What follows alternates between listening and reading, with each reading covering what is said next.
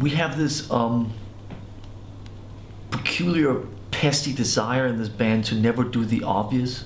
So that's how it came about. It's like, so how can we fuck with this format and just do something different?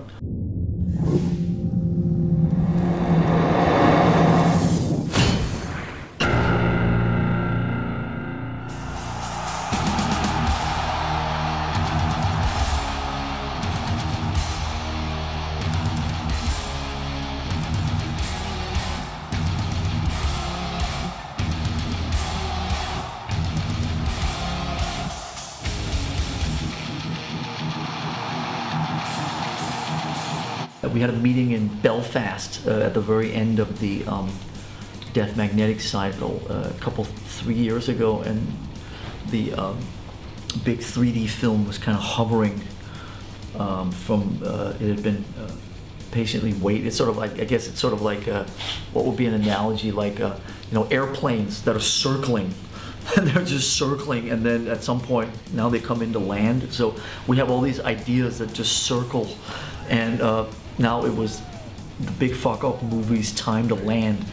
And so we threw ourselves out into that.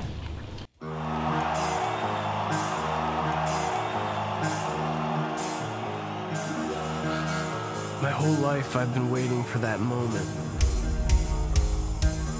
when it all starts to make sense. You got a truck that's out of gas in the city, you gotta find it, and we got something the band needs tonight, okay? So get it back and you know what to do.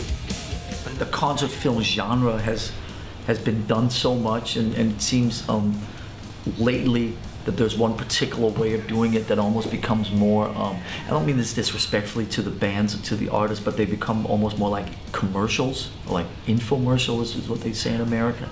And so that was just not what we were interested in doing. We wanted to do something that was a little bit more challenging, both I guess to the audience and to ourselves.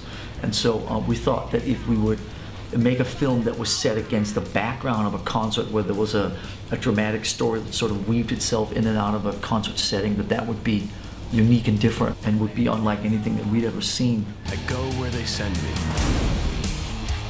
But sometimes the moment that changes everything is the one you never see coming.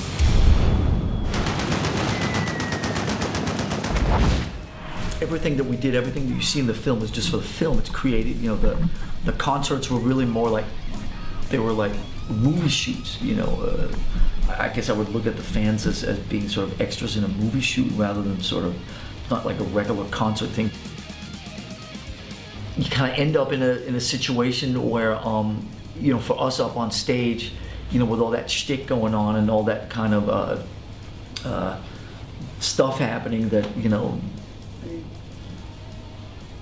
hopefully nobody was going to get hurt. Hopefully it would all work. It didn't work all the time, but it worked enough to be able to cut it together in a movie.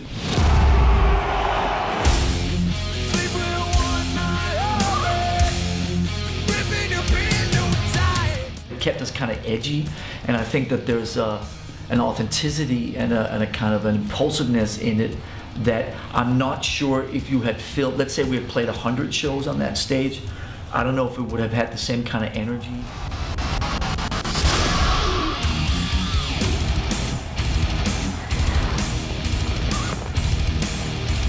When the shit hits the fan, it really hits the fan because we're not sort of quite sure exactly what it is that's going on, you know?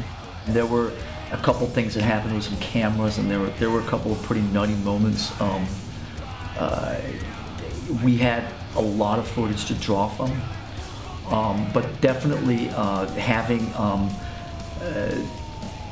under-rehearsed, which seems to be the story of our career anyway, to be under-rehearsed, it definitely, I think, gave the film a little bit more of an edge.